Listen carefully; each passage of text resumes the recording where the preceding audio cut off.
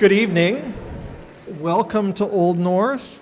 What an incredible crowd we have here. We are so delighted to welcome you all here on this momentous 250th anniversary. We have a slight program change due to the fact that there are so many of you, and it took a while to get everyone in. And so Mayor Michelle Wu is here with us. She needs to leave.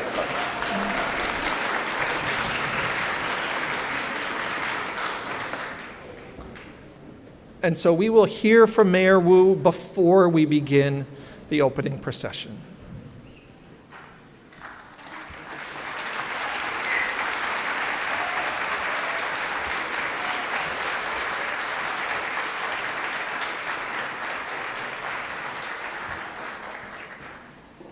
Good evening, everyone.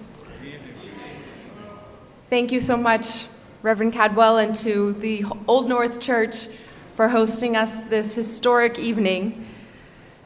And thank you to everyone here tonight and watching from home who are continuing to help make Boston the revolutionary city that we are.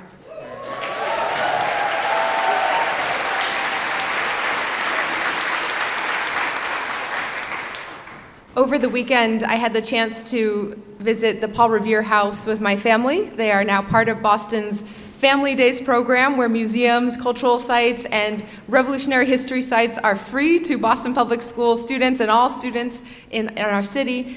And I asked Nina Zanieri, the director, what I should think about as we're preparing for Paul Revere. She said two things.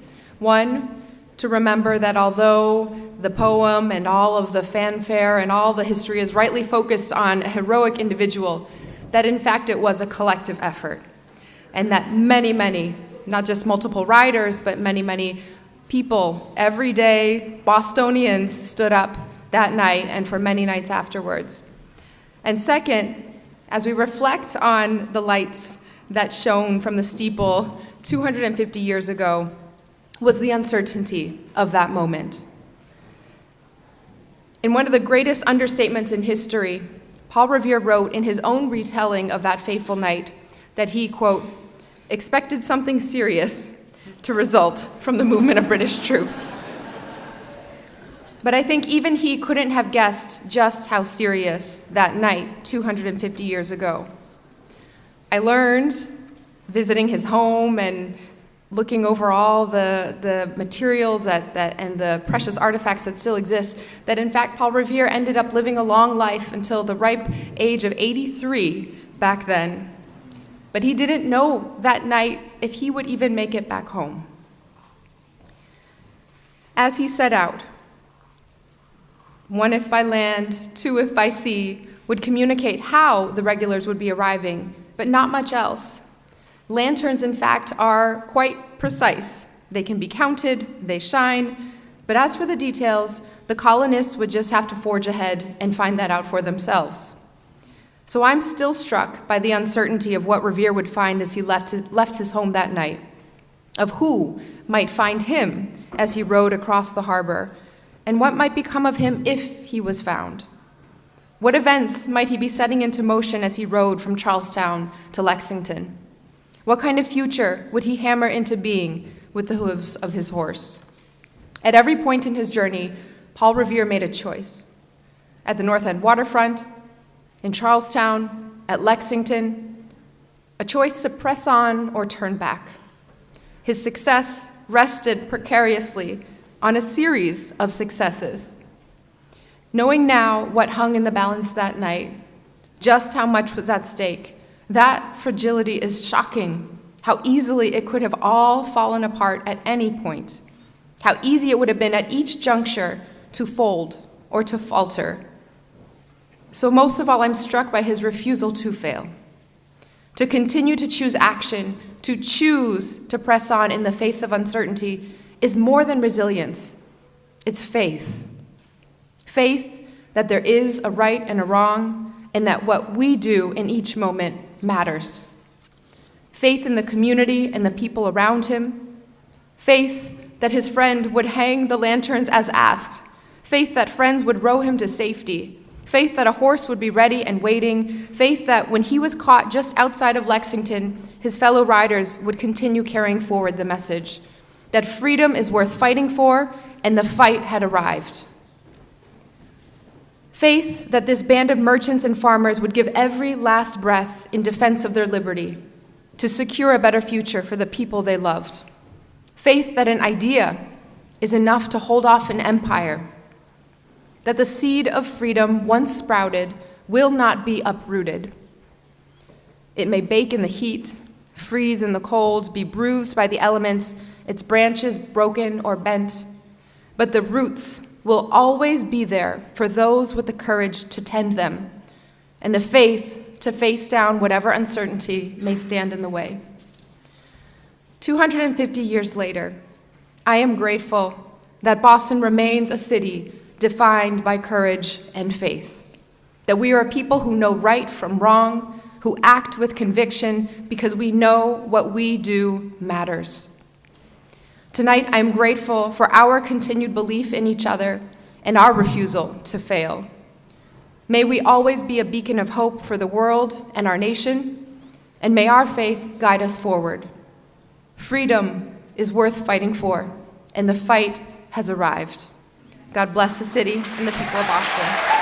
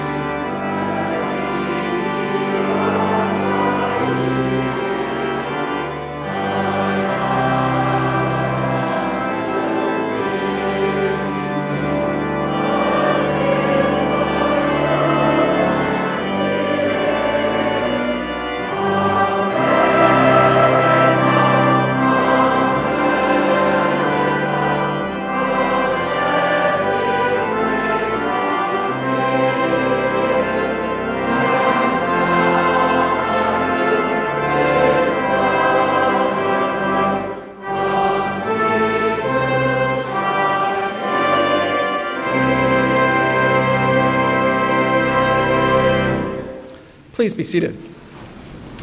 Welcome to this historic, extraordinary lantern service as we commemorate the signal from Old North's steeple on April 18th, 1775, 250 years ago tonight.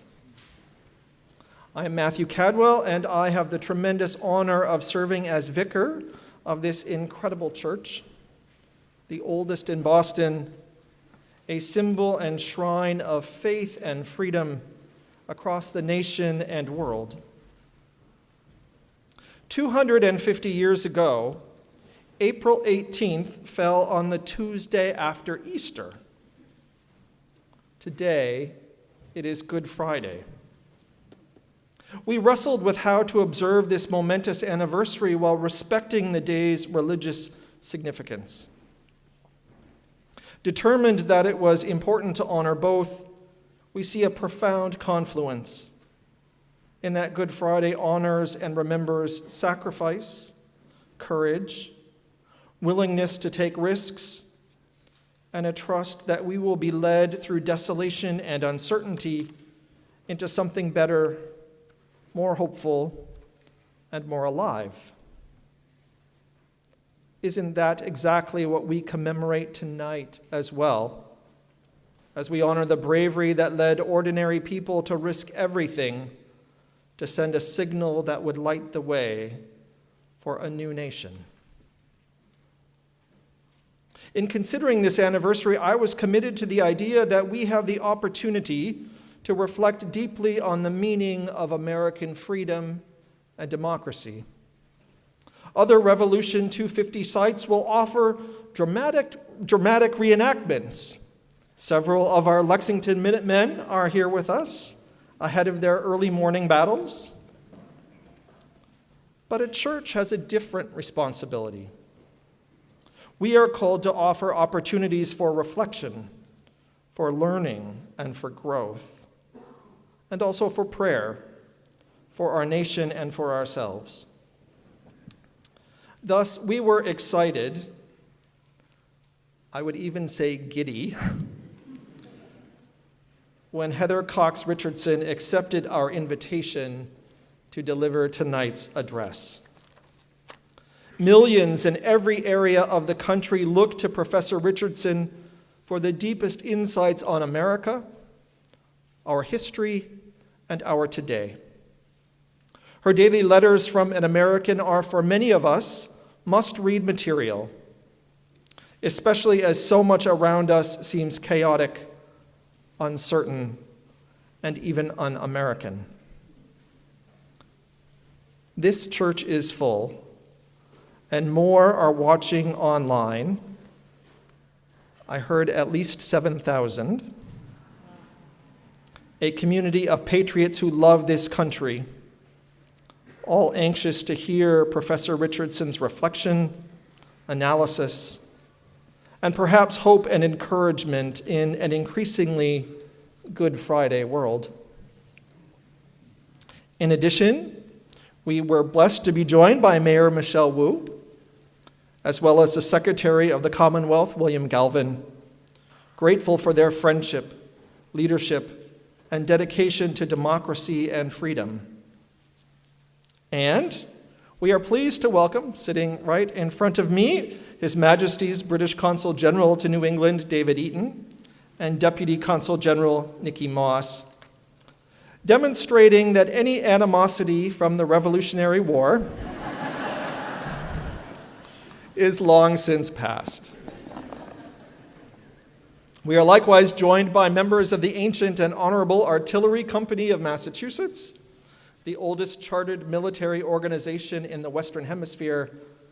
And for balance, and actually there's more of them than there are Ancient and Honorables, members of the British Officers Club of New England, for which Old North, ironically enough, serves as the official church. I know I speak for the Old North Vestryman congregation in acknowledging with gratitude our partners, Old North Illuminated. Their work under the talented direction of Nikki Stewart preserves this majestic 300-year-old building and interprets our story for hundreds of thousands of visitors each year. They are running a parallel anniversary program tonight on the Paul Revere Mall, but we are pleased that Julius Hobart, visitor experience manager and good friend of the congregation, is with us and has a role in our service. Together with those on the mall, we here will enjoy the inspiring sight of the steeple lanterns at the conclusion of our service. Finally, we are honored to welcome our new bishop, Julia Whitworth.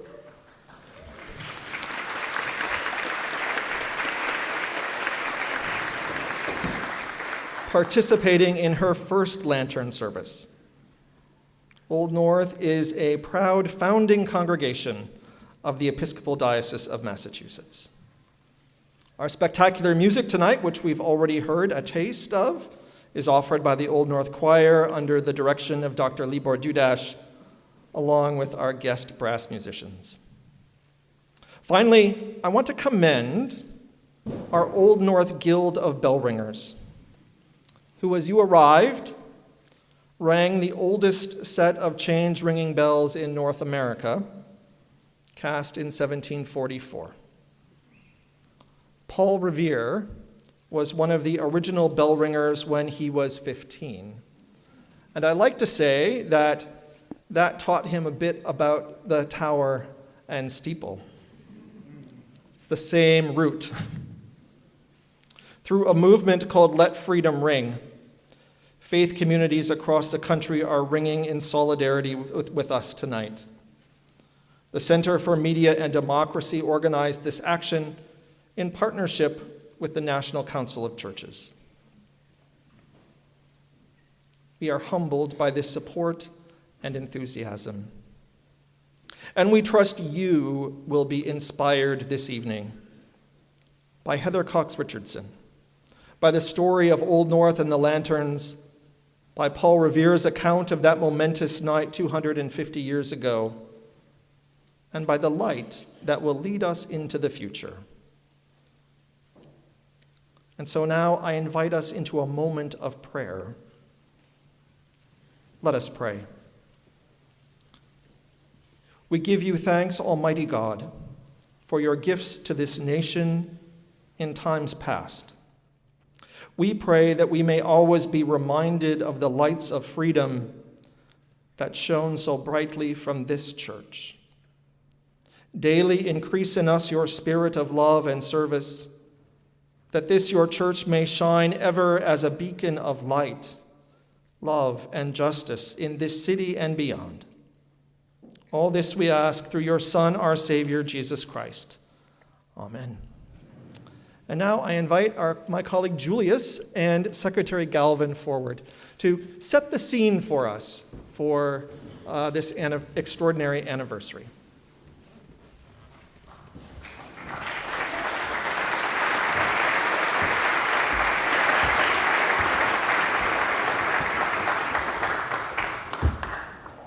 Good evening, folks. Following the Boston Tea Party in December 1773, the British Parliament deployed over 4,000 troops to occupy the city in an effort to suppress insurgency and enforce the Coercive Acts. General Thomas Gage worshiped here at Christ Church during his tenure as military governor alongside loyalists and patriots. The 18th of April, 1775, the Reverend Dr. Mather Biles, Jr., the church's loyalist rector, resigned, eventually fleeing to Nova Scotia that evening. Paul Revere, who in his youth had been a bell ringer at the church and thus intimately familiar with the church's tower and steeple, arranged with a friend to display a warning of the British march to Concord to destroy the military stores secreted there. As poet and abolitionist, Henry Wadsworth Longfellow wrote in his 1860 poem commemorating the heroism of Revere and other Boston watchmen. If the British march by land or sea from town tonight, hang a lantern aloft in the belfry arch of the North Church Tower as a signal light. One if by land and two if by sea. and I on the opposite shore will be, ready to ride and give the alarm through every Middlesex village and farm for the country folk to get up and to arm. While much detail is lost to history if we reconcile traditional accounts, the lanterns were most likely carried by Captain John Pulling Jr., a member of the Sons of Liberty, associate of Paul Revere, and member of the church vestry, and the sexton Robert Newman, who had custody of the church keys. Together, during the dark of night, they climbed stairs and ladders high up the steeple, then the tallest structure in Boston, while a third man, Captain Thomas Barnard, may have kept guard outside. The light shone just 1 minute, but the signal was received. From that night, the church was closed for 3 years, until in 1778, a British Army chaplain, an Anglican priest named Stephen Lewis, who had been captured by the American Navy, swore an allegiance to the new nation. Legend is fun, but true history is always more complicated and exciting than legend, because it involves the lives of real people, like John Pulling Jr., Robert Newman, Paul Revere, and even Mather Byles.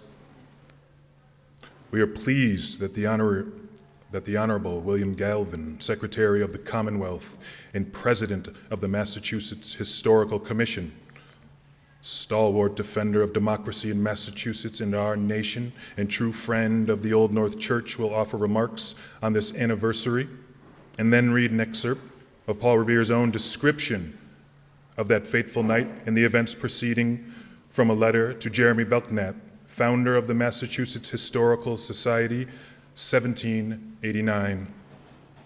I'd like to welcome Secretary Galvin.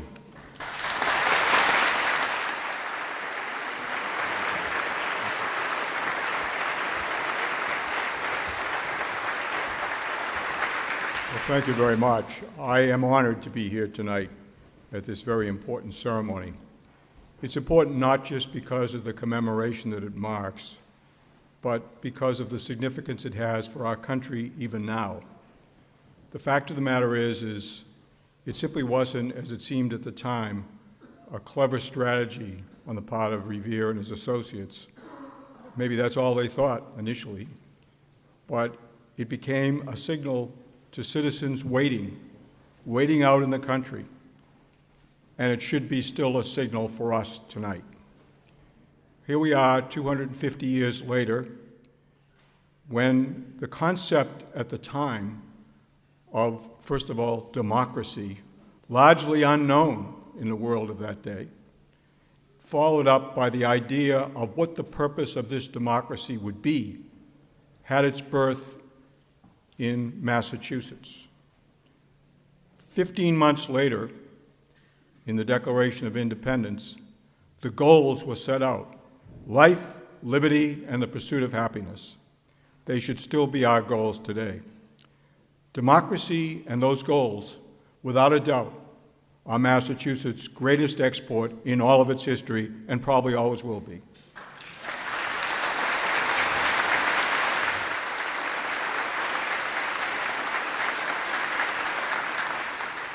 But the lanterns now serve a different purpose.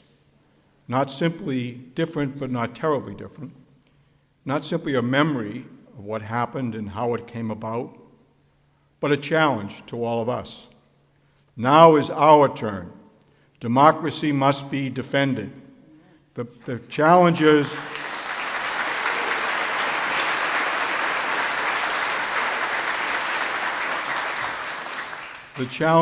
it faces are not new. The nation confronted many things: slavery, foreign intrigues, subsequent wars, Nazism, totalitarianism, our own foibles and problems, but we overcame all of them. 50 years ago tonight, the then President of the United States, Gerald Ford, was here and lit the lanterns. The nation had just come through a searing experience with the Watergate scandal that shook the whole country. I wish we could say we're on the other end of that tonight, but I can't. What I can say is they call out to us to defend democracy, to protect the rights of our fellow citizens, and to speak up and speak out and do it.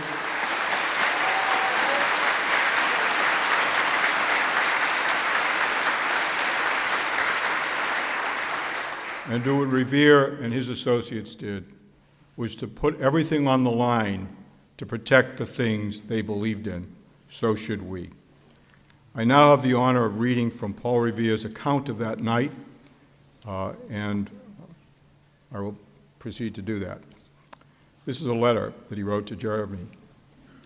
Dear Sir, I wish to fulfill my promise of giving you some facts and anecdotes prior to the Battle of Lexington, which I do not remember to have seen in any history of the American Revolution.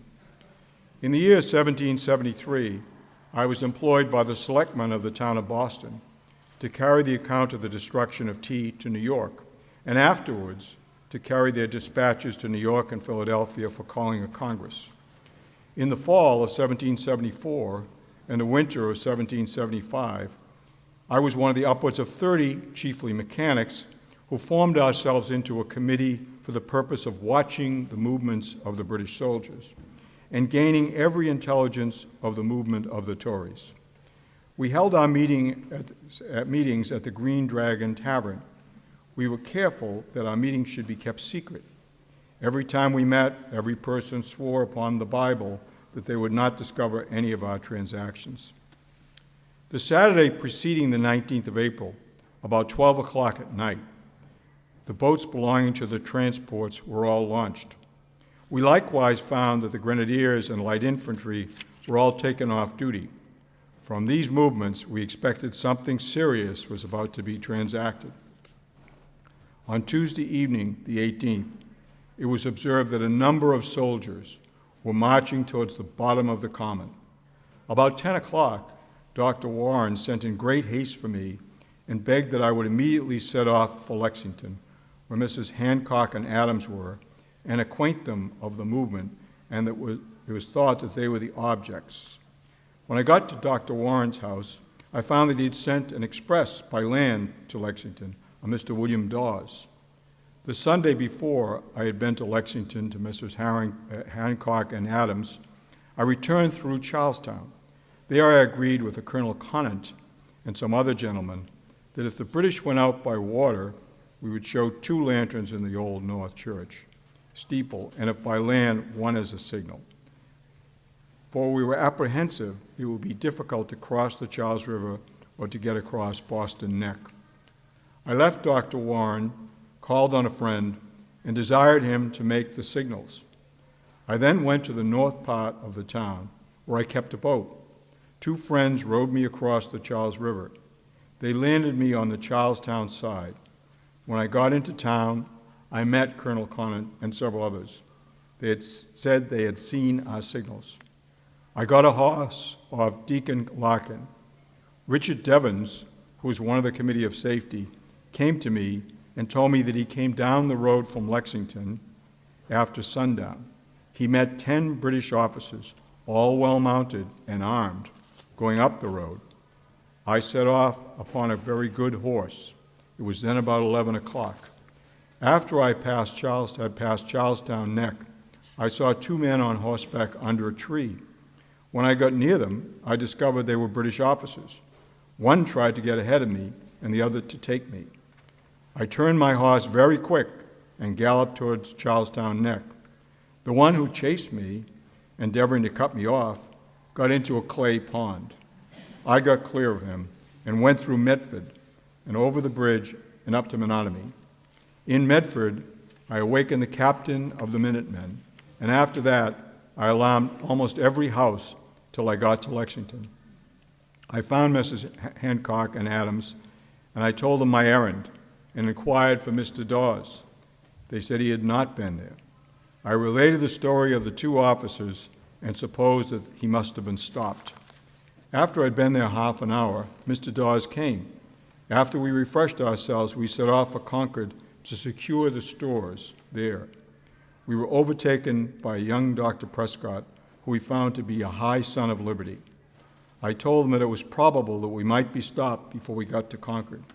I likewise mentioned that we'd better alarm all the inhabitants until we got to Concord.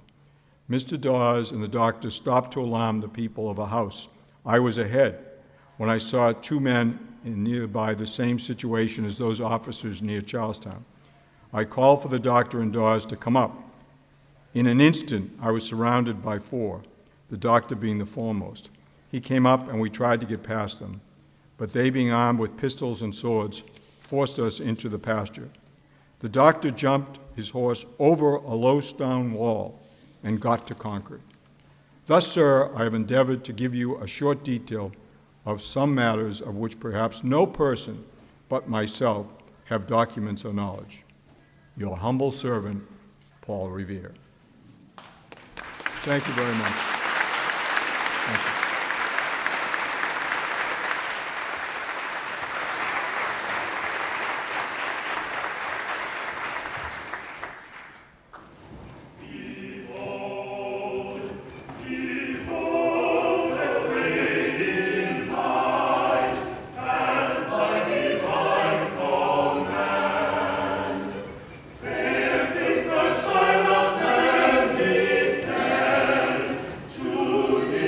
We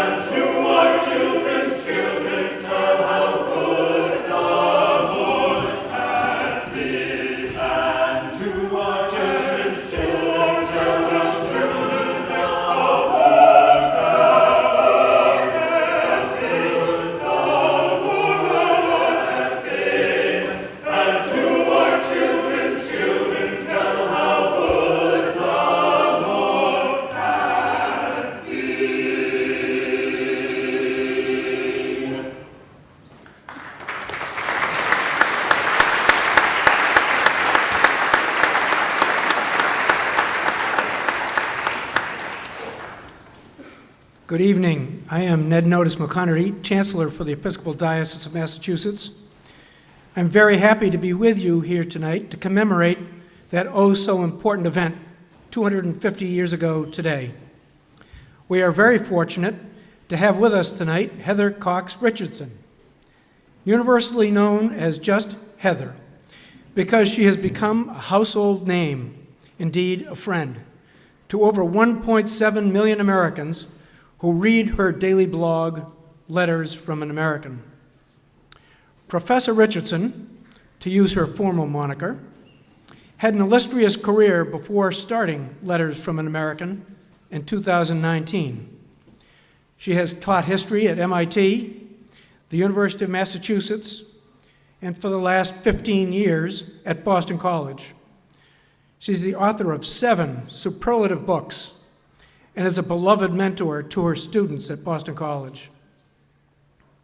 I got to know Heather early when my youngest son took her first course at Boston College in 2010. He subsequently earned his PhD under Heather's tutelage as they shared a passion for the history of the Civil War and Reconstruction. That was how I received a copy of Heather's book, To Make Men Free, in 2014. The book was simple, historical, and brilliant. I went out and bought 7 copies, which I handed out to friends, including some in high political office, because the book was obviously true and profound.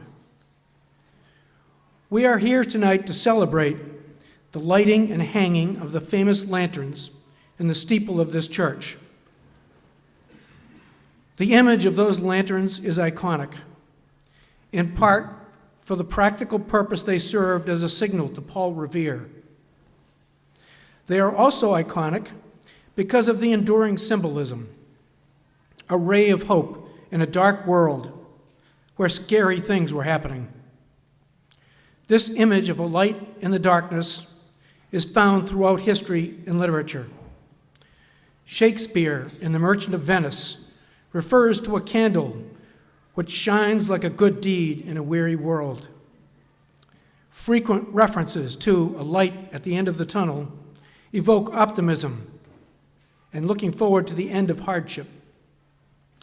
There are many references in the Bible to light as a symbol of holiness, goodness, and wisdom. Heather, ensconced now on the coast of Maine, writing her Letters from an American, is like a lighthouse shining its beam through the present darkness. Hope and enlightenment, which we need to remember our history, our roots, and our better angels. Heather is always a treat and a source of light. Let's put our hands together in a warm welcome to a true American.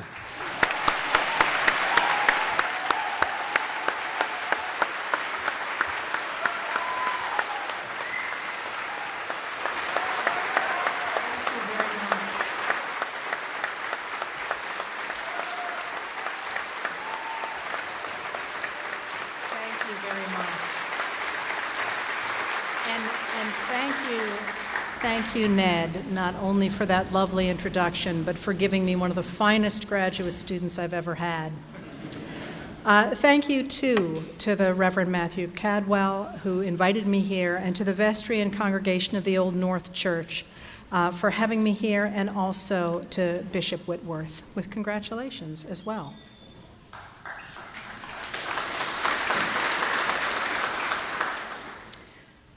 "250 years ago, in April 1775, Boston was on edge. 7,000 residents of the town shared these streets with more than 13,000 British soldiers and their families. The two groups coexisted uneasily. 2 years before, the British government had closed the port of Boston and flooded the town with soldiers to try to put down what they saw as a rebellion amongst the townspeople. Ocean trade stopped, businesses failed, and work in the city got harder and harder to find. As soldiers stepped off ships from England onto the wharves, half of the civilian population moved away. Those who stayed resented the soldiers, some of whom quit the army and took badly needed jobs away from locals. Boston became increasingly cut off from the surrounding towns, for it was on almost an island lying between the Charles River and Boston Harbor, and the townspeople were under occupation. Soldiers, dressed in the red coats that inspired locals to insult them by calling them lobsterbacks, monitored their movements and controlled traffic in and out of the town over Boston Neck, which was the only land bridge from Boston to the mainland, and it was so narrow at high tide it could accommodate only 4 horses abreast. Boston was a small town of wooden buildings crowded together under at least 8 towering church steeples, for Boston was still a religious town. Most of the people who lived there knew each other, at least by sight, and many had grown up together. And yet, in April 1775, tensions were high. Boston was the heart of the colonial resistance to the policies of the British government, but it was not united in that opposition. While the town had more of the people who called themselves patriots than other colonies did, maybe 30 or 40%, at least 15% of the people in town were still fiercely loyal to the king and his government. Those who were neither patriots nor loyalists just kept their heads down, hoping the growing political crisis would go away and leave them unscathed. It was hard for people to fathom that the country had come to such division. Only a dozen years before, at the end of the French and Indian War, Bostonians looked forward to a happy future in the British Empire. British authorities had spent time and money protecting the colonies, and colonists saw themselves as valued members of the empire. They expected to prosper as they moved to the rich lands on the other side of the Appalachian Mountains, and their ships plied the oceans to expand the colonies' trade with other countries. That euphoria faded fast. Almost as soon as the French and Indian War was over, to prevent colonists from stirring up another expensive struggle with indigenous Americans, King George III prohibited the colonists from crossing the Appalachian Mountains. Then, to pay for the war just past, the king's ministers pushed through Parliament a number of revenue laws. In 1765, Parliament passed the Stamp Act, requiring the payment of a tax on all printed material, from newspapers and legal documents to playing cards. It would hit virtually everyone in the North American colonies. But knowing that local juries would acquit their fellow colonists who violated the Revenue Acts, Parliament took away the right to civil trials and declared that suspects would be tried before admiralty courts overseen by British military officers. Then Parliament required colonials to pay the expenses for the room and board of the British troops who would be stationed in the colonies. That's the law known as the Quartering Act. But what Parliament saw as a way to raise money to pay for an expensive war, one that had benefited the colonists after all, colonial leaders saw as an abuse of power. The British government had regulated trade in the empire for more than a century. But now, for the first time, the British government had placed a direct tax on the colonists without their consent. Then it had taken away the right to a trial by jury. And now it was forcing colonists to pay for a military to police them. Far more than money was at stake. The fight over the Stamp Act tapped into a struggle that had been going on in England for more than a century over a profound question of human governance. Could the king be checked by the people? This was a question the colonists were perhaps uniquely qualified to answer.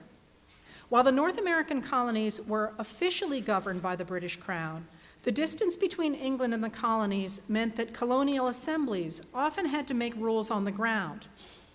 Those assemblies controlled the power of the purse, which gave them the upper hand over royal officials who had to await orders from England that often took months to arrive.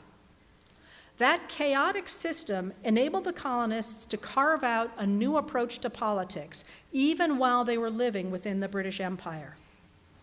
colonists naturally began to grasp that the exercise of power was not the province of a divinely ordained leader, but something temporary that depended on local residents' willingness to support the men who were exercising that power.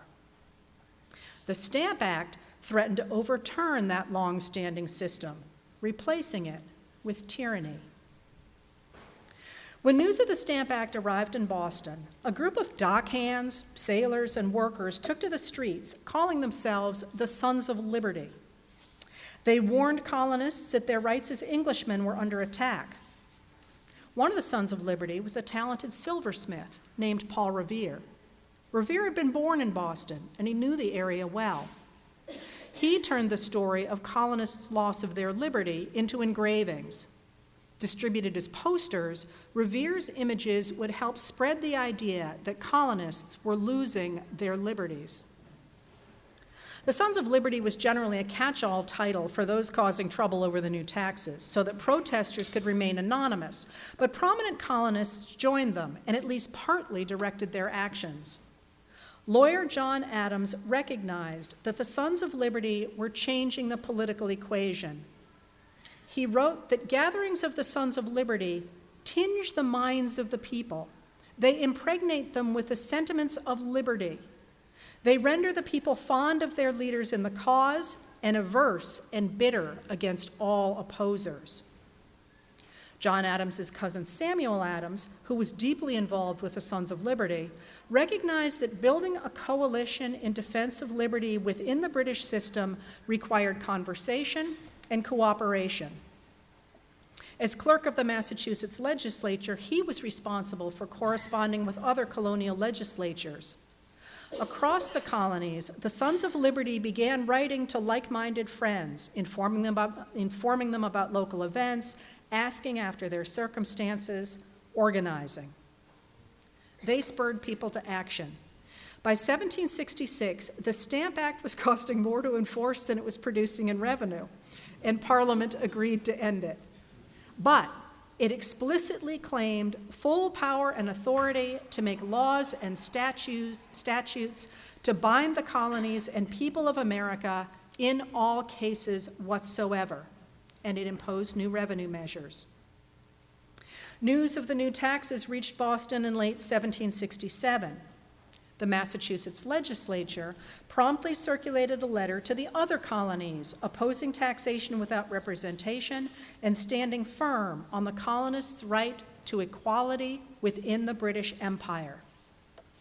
The Sons of Liberty and their associates called for boycotts on taxed goods and broke into the warehouses of those they suspected weren't complying, while women demonstrated their sympathy for the rights of colonists by producing their own cloth and drinking coffee rather than relying on tea. British officials worried that colonists in Boston were on the edge of revolt, and they sent troops to restore order. But the troops' presence did not calm the town. Instead, fights erupted between locals and the British regulars. Finally, in March 1770, British soldiers fired into a crowd of angry men and boys harassing them. They wounded 6 and killed 5, including Crispus Attucks, a black man who became the first to die in the attack. Paul Revere turned the altercation into the Boston Massacre.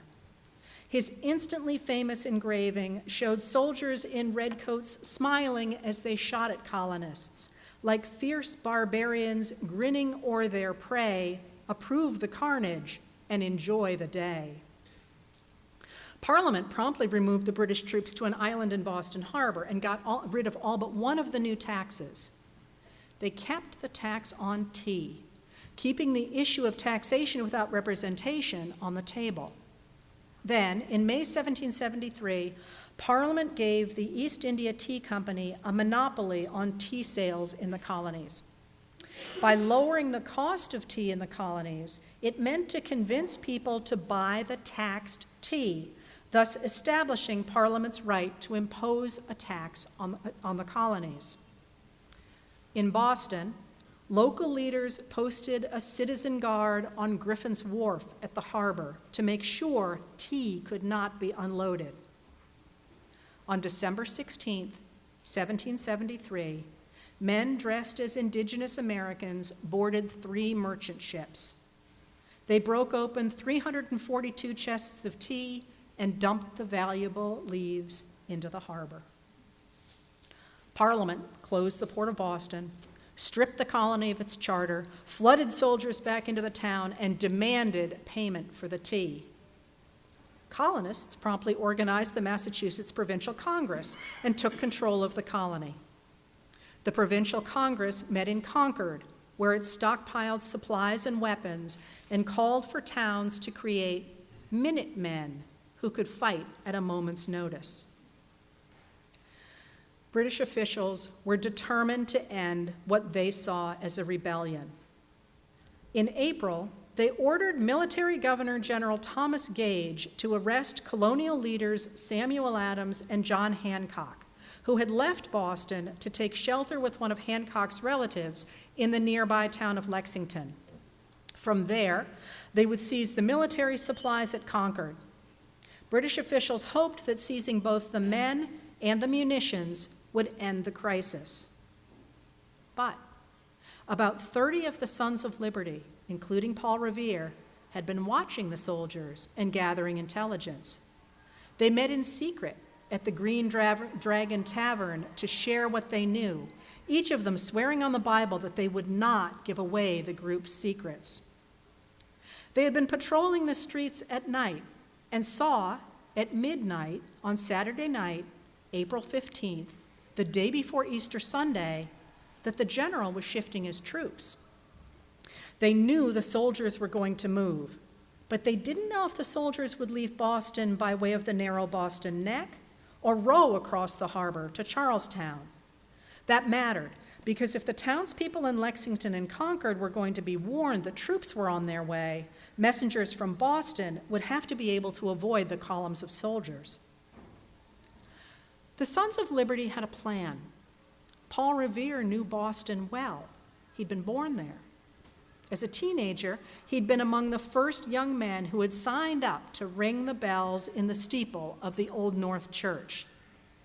The team of bell ringers operated from a small room in the tower, and from there, a person could climb sets of narrow stairs and then ladders into the steeple. Anyone who lived in Boston or the surrounding area knew well that the Old North Church steeple towered over every other building in Boston. On Easter Sunday, after the secret watchers had noticed the troop movement, Revere traveled to Lexington to visit Adams and Hancock. On the way home, through Charlestown, he had told friends that if the British went out by water, we would show 2 lanterns in the North Church steeple, and if by land, 1, as a signal. Armed with that knowledge, messengers could avoid the troops and raise the alarm along the roads to Lexington and Concord. The plan was dangerous. Old North Church was Anglican, Church of England, and about a third of the people who worshiped there were Loyalists. General Thomas Gage himself worshiped in that pew back there. But so did Paul Revere's childhood friend, John Pulling Jr., who worshiped over there. He had become a wealthy sea captain and was a vestryman, which meant he was responsible for the church's finances. Like Revere, Pulling was a Son of Liberty. So was the church's relatively poor caretaker, or sexton, Robert Newman, who worshiped there. They would help. Dr. Joseph Warren lived just up the hill from Paul Revere. He was a Son of Liberty and a leader in the Massachusetts Provincial Congress. On the night of April 18th, he dashed off a quick note to Revere, urging him to set off for Lexington to warn Adams and Hancock that the troops were on the way. By the time Revere got to Warren's house, the doctor had already sent another man, William Dawes, to Lexington by way of Boston Neck. Warren told Revere the troops were leaving Boston by water. Revere left Warren's house, found his friend John Pulling, and gave him the information that would enable him, Pulling, to raise the signal for those waiting in Charlestown. Then, Revere rode across the harbor to Charlestown to ride to Lexington himself. The night was clear with a rising moon, and Revere muffled his oars and swung out of his way to avoid the British ship standing guard. Back in Boston, Pulling made his way past the soldiers on the streets to find Newman. Newman lived in his family home, where the tightening economy after the British occupation had forced his mother to board British officers. Newman was waiting for Pulling and quietly slipped out of the house to meet him. The two men walked past the soldiers to the church. As the caretaker, Newman had a key. The two men crept through the dark church, climbed the stairs and then the ladders to the steeple, holding the lanterns, a tricky business, but one that a caretaker and a mariner could manage. They very briefly flashed the lanterns they carried to send the signal, and then they climbed back down. Messengers in Charlestown saw the signal, but so did British soldiers. Legend has it that Newman escaped from the church by climbing out that window. He made his way back home, but since he was one of the few people in town who had keys to the church, soldiers arrested him the next day for participating in rebellious activities. He told them that he had given the keys to Pulling, who as a vestryman could give him orders. But when soldiers went to find Pulling, he had skipped town, likely bound for Nantucket.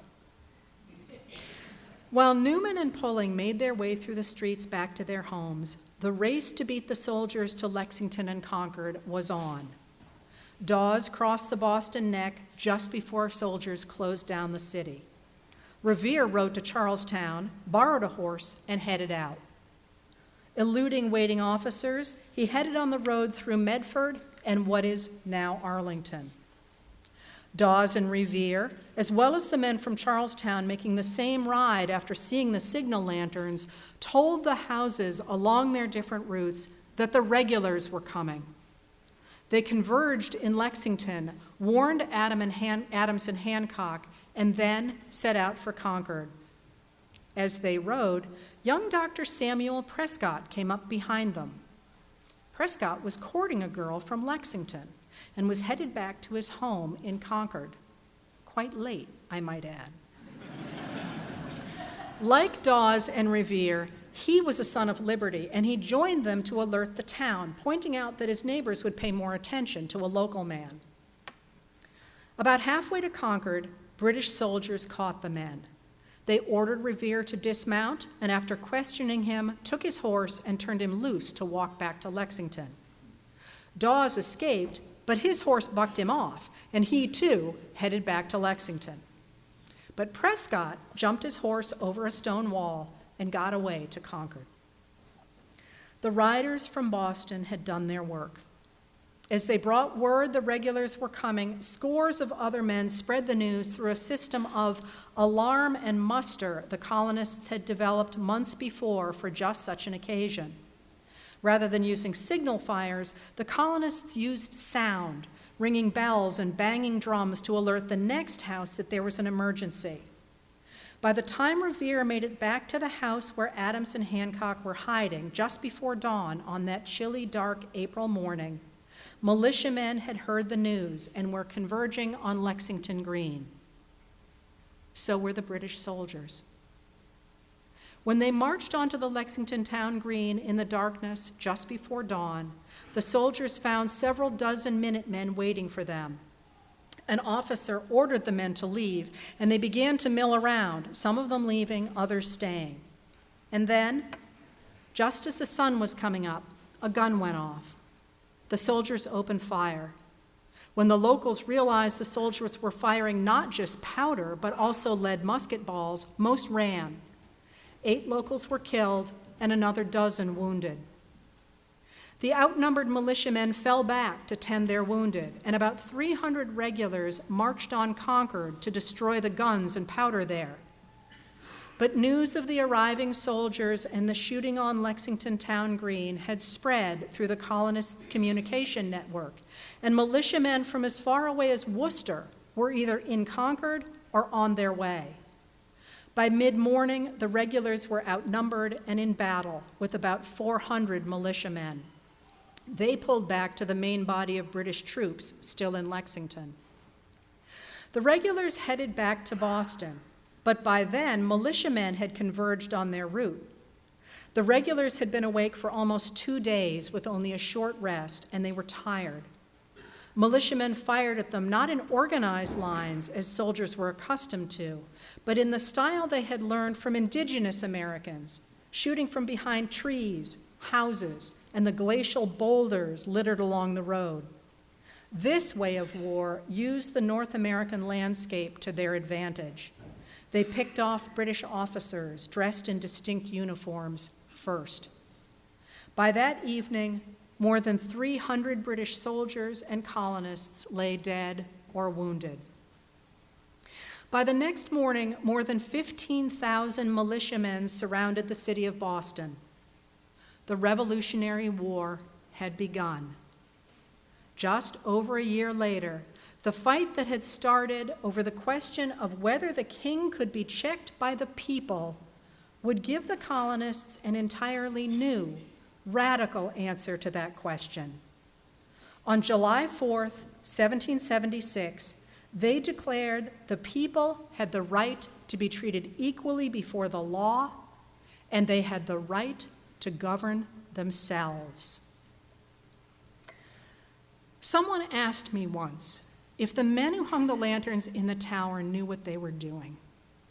She meant, did they know that by that act they would begin the steps to a war that would create a new nation and change the world? The answer is no. None of us knows what the future will deliver. Paul Revere and Robert Newman and John Pulling and William Dawes and Samuel Prescott and all the other riders from Charlestown who set out for Lexington after they saw the signal lanterns in the steeple of the Old North Church were men from all walks of life who had families to support, businesses to manage. Some had been orphaned young, some lived with their parents, some were wealthy, others would scrabble through life. Some, like Paul Revere, had recently buried one wife and married another. Samuel Prescott was looking just to find one. But despite their differences and the hectic routine of their lives, they recognized the vital importance of the right to consent to the government under which they lived. They took time out of their daily lives to resist the new policies of the British government that would establish the right of a king to act without check by the people. They recognized that giving that sort of power to any man would open the way for a tyrant. Paul Revere didn't wake up on the morning of April 18th, 1775, and decide to change the world.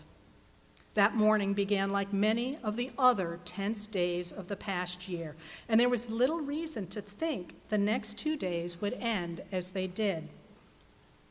Like his neighbors, Paul Revere simply offered what he could to the cause: engraving skills, information, knowledge of a church steeple, long-standing friendships that helped to create a network. And on April 18th, he and his friends set out to protect the men who were leading the fight to establish a representative government. The work of Newman and Pulling to light the lanterns, exactly 250 years ago tonight, sounds even less heroic. They agreed to cross through town and to light 2 lanterns in a church steeple. It sounds like such a very little thing to do. And yet, by doing it, they risked imprisonment or even death. It was such a little thing, but it was everything. And what they did, as with so many of the little steps that lead to profound change, was largely forgotten until Henry Wadsworth Longfellow used their story to inspire a later generation to work to stop tyranny in his own time. What Newman and Pulling did was simply to honor their friendships and their principles and to do the next right thing, even if it risked their lives, even if no one ever knew. And that is all anyone can do as we work to preserve the concept of human self-determination. In that heroic struggle, most of us will be lost to history, but we will, nonetheless, move the story forward, even if just a little bit.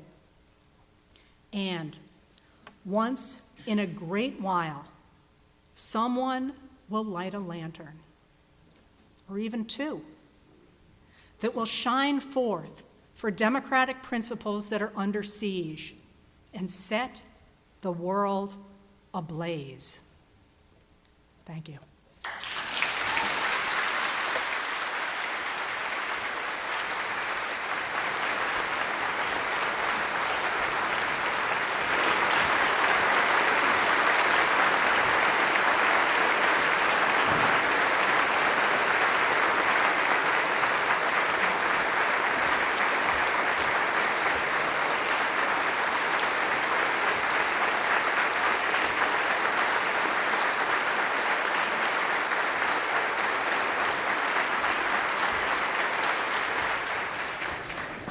Please be seated for just a moment. We will sing in just a moment. We're going to diverge from our program just slightly. Having heard Professor Richardson's extraordinary address, I feel like we've spent the last while in her classroom learning and sitting even on the edge of our seats, even though we know kind of how the story goes, to sort of feel the life of the characters, the real people, is extraordinary. Before we sing, I would like our church wardens, Carol Ball and Ann Sheets, to come forward with a little presentation for our keynote speaker.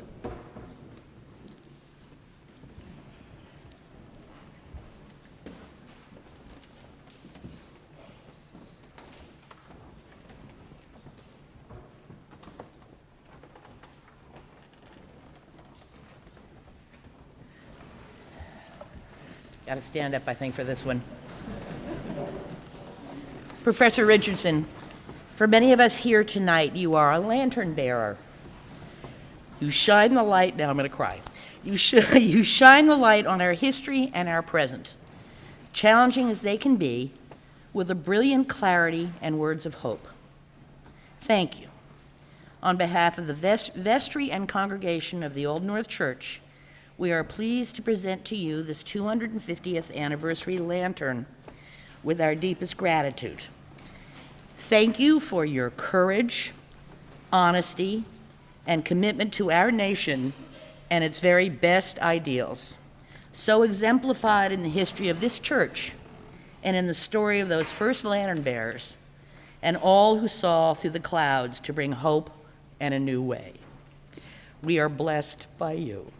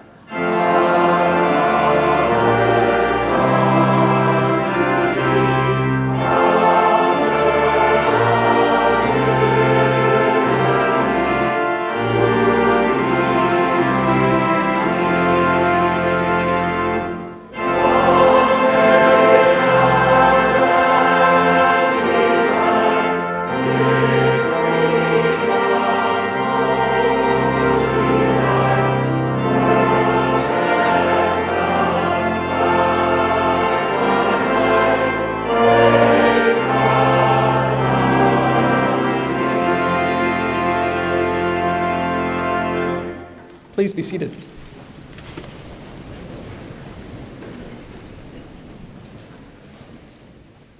"50 years ago, the nation's bicentennial celebrations began here with the visit of President Gerald Ford on April 18, 1975. He addressed the country from the pulpit saying, 'Tonight we stand in tribute to those who stood for liberty and for us 2 centuries ago. We bow our heads in memory of those who gave their lives and limbs for us during that historic struggle. Over the decades, there were challenges to the American experiment. Could a nation half slave and half free survive? Could a society with such a mixture of peoples and races and religions succeed? Would the nation be swallowed up in the materialism of its own well-being?' The answers," President Ford said, "are found in our land and in our people. In the 200 years of our existence, it is not war and delusionment which have triumphed. No," the president said, "it is the American concept and fulfillment of liberty that have truly revolutionized the world. The Declaration of Independence has won the minds and hearts of this world beyond the dreams of any revolutionary who ever lived. The 2 lanterns of the Old North Church have fired a torch of freedom that has been carried to the ends of the earth." In that same historic event, my predecessor, Vicar Robert Gollidge, reflected, "The 2 lanterns which shone from this steeple led us to 2 centuries of progress in reason, in liberty, and in faith, but not enough. To some fulfillment in mind, in body, and in spirit, but not enough. To some gains in thinking, acting, and trusting freedom, but not enough. The American promise has not come true, but we believe in it, and we will not be discouraged, and that is why we will send out a new signal from the Old North Church tonight. It will say, we will yet make real the promise of America. We will yet make it truth every day for everyone. We will go forward and we will stumble, but we will try again and again and again." President Ford then lit the 3rd lantern, which is in the Newman window there. A year later, we were visited by Her Majesty Queen Elizabeth II, who worshiped here in July 1976, concluding the bicentennial celebrations. That afternoon from the Old State House, Queen Elizabeth said, "If Paul Revere and Samuel Adams and other patriots could have known that one day a British monarch would stand behind the balcony of the Old State House, from which the Declaration of Independence was first read to the people of Boston, and be greeted in such kind and generous words, well," she said, "I think they would be extremely surprised."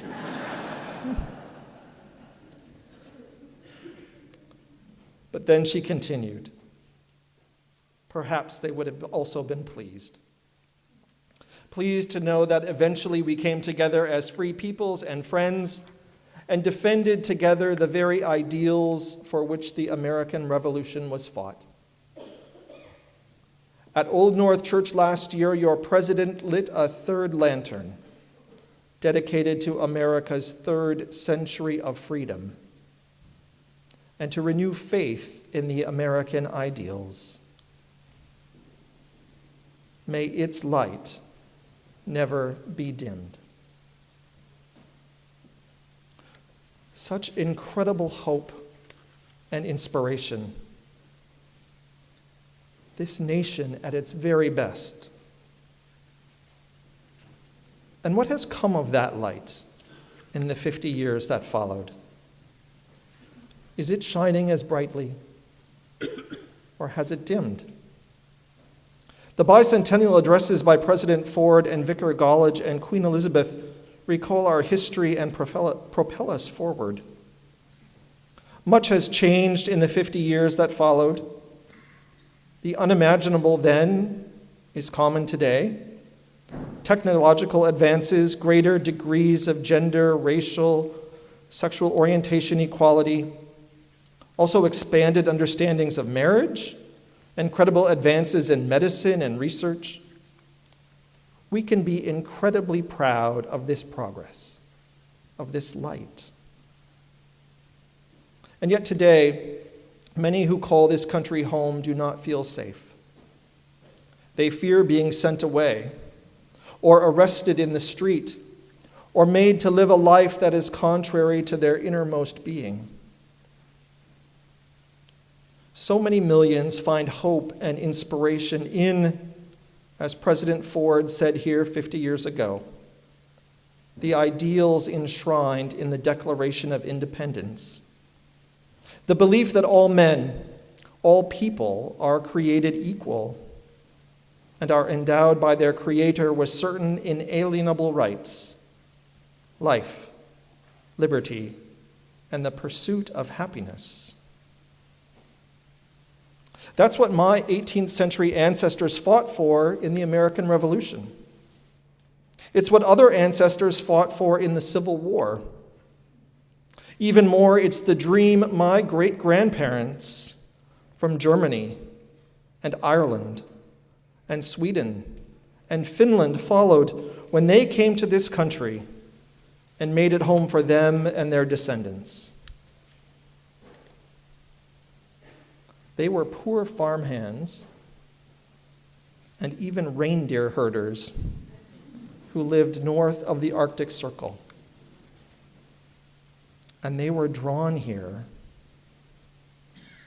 by that light, by that hope, as are so many today, from different homelands, speaking different languages, but with dreams and hopes and aspirations just as real. Yet for many in this moment, it does seem that the light has dimmed. Each day feels more like a Good Friday. And not only here in this country, but around the world as wars rage, as people are displaced from homes, as authoritarianism rises with such fierce force. Thus, this 250th anniversary could not come at a more critical time. It is a reminder that the America we love and want, the world we love and want, need to be fought for and voted for and written about and talked about every day and in every way by individuals as varied as each of us here tonight, Republicans and Democrats alike, people of every color and background and orientation and gender identity. We are reminded tonight of people like John Pulling and Robert Newman and William Dawes and Paul Revere. Theirs are not faces on the dollar bills or on Mount Rushmore. They didn't live in Mount Vernon or Monticello, and certainly not the White House. Rather, in little houses here in the North End, as Professor Richardson shared. In fact, the sexton, Robert Newman, he was a 20-something still living with his mom. They weren't perfect, but they had a vision of something better. A vision for something that gave life and hope. They dreamed of freedom. They dreamed of an America that could be. And so I think, so do we. In a few moments, we will light lanterns and carry them up into the church's tower. They will be inspiring beacons of justice and light. Seeing those lights shining from the steeple never fails to inspire. But you know what? The true beacons of justice and light are you. And they are us.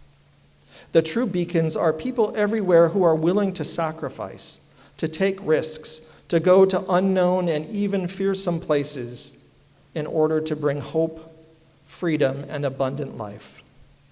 Free of bondage, free of war, free of oppression, free of bigotry and discrimination. That's the light we need. And that's the light we can be for our nation and for the world, which need us to go forth from this church out into the streets, into the world. May that light, may our light never be dimmed. And now, embodying the light that we will bring into the world are two of our members of Old North, our youth, Madeline Kim and Hugh Bassett, who are sitting up at the altar. They both live in the North End, like Captain Pulling and Robert Newman. They also both live with their moms. They are both fantastically smart and fun, dedicated and faithful. They will carry the light into the steeple and lead us all into the future. They are our hope. And I believe they will help to reshape and rebuild us into a better nation and a better world. And so as the choir sings the beautiful anthem, "This Is My Song," we will light this year's 250th anniversary lanterns. May these lights shine brightly from the Old North Church as beacons of freedom and hope for all to see.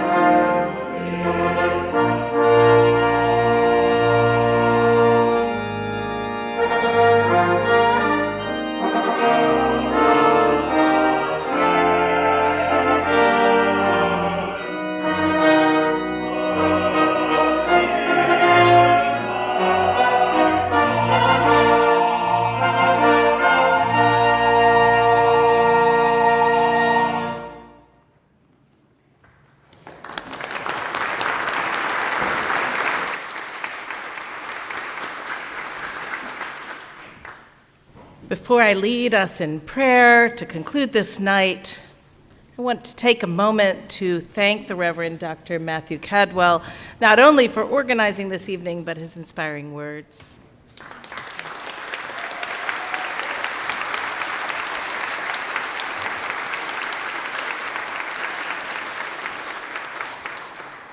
And of course, thank you. Thank you, Professor Richardson, for all that you do to keep us holding faith in the great project which is this country. We're so grateful.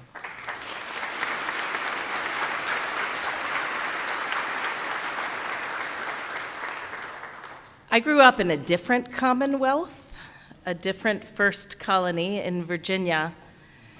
And in Richmond, every child at some point would take a trip to a different Episcopal church where a different patriot stood up for liberty and justice, Patrick Henry. But I never could have imagined that I would be here as your bishop, Bishop of Massachusetts, and by virtue of that office, rector of this historic church. So it's a deep privilege to lead us in prayer this night. Let us pray. O God, whose name is excellent in all the earth, and thy glory above the heavens, who didst inspire and direct the hearts of those who established our freedom and independence 250 years ago to lay the perpetual foundations of peace, liberty, and safety. We bless and adore thy glorious majesty for this thy loving kindness and providence. We humbly pray that we may always prove ourselves a people mindful of thy favor and glad to do thy will. Bless our land with honorable industry, sound learning, and the pursuit of justice and freedom for all thy people. Save us from violence, discord, and confusion, from pride and arrogance, and from every evil way. Defend our liberties and fashion into one united people the diverse multitudes brought here out of many nations, kindreds, and tongues. Endue with the spirit of wisdom those to whom in thy name we entrust the authority of government. Fill them with the love of truth and righteousness, and make them ever mindful of their calling to serve this people in thy fear, humbly mindful of the trust placed in them, that there may be justice and peace at home, and that through obedience to thy law, this nation may show forth thy praise among all the nations of the earth. May we improve upon our many blessings for the advancement of religion, liberty, and science throughout this land, till the wilderness and solitary place be glad through us, and the desert rejoice and blossom as the rose. Wherefore not unto us, O Lord, not unto us, but unto thy name be ascribed all honor and glory in all churches of the saints, from generation to generation. Amen. Amen. And I invite you to stand as you are able for a blessing. Live without fear, for your Creator has made you holy, has always protected you, and loves you as a mother. Go in peace to follow the good road, and the blessing, mercy, and grace of God, the life giver, the liberator, and the lover of all souls, be with you and those you love this day and forevermore. Amen.